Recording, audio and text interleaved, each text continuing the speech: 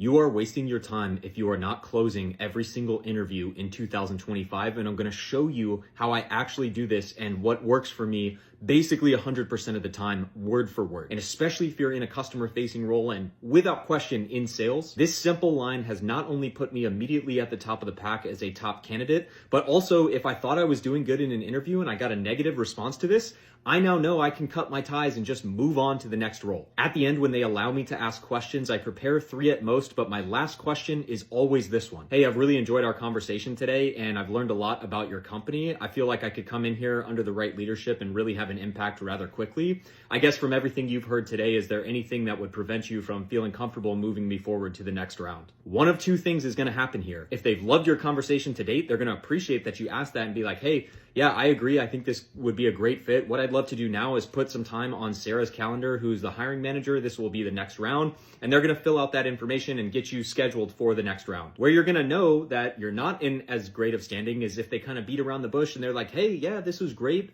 We feel really good. What I want to do now is take this back to our team for the next 48 hours, and then I should have an update for you by Friday. Now, I've seen some cases where they say that and I still do get through to the next round, but just know that if you get that response, you are not their front runner top candidate. So it's not just about closing the interview, asserting yourself as a top performer, asserting yourself as someone who will come in and have an impact. You're also going to get a great gauge on where you stand, and then you can act accordingly. Maybe you do need to start applying to 5 more jobs tomorrow instead of preparing for the next round. You're also not going to be that crushed a week from now when you still haven't heard from them and gotten an update, and you're just kind of send another email into the void asking the recruiter what's going on. So again, it truly is this simple. At the end of every interview, make sure you have 60 seconds left on the clock. Hey, I've appreciated our conversation today. I've learned a lot. I feel like this could be a great fit for me. I am curious, based on everything you've heard today, if there's anything that would prevent you from feeling comfortable moving me forward to the next round. Practice that out loud 100 times so you can do it with a gun to your head.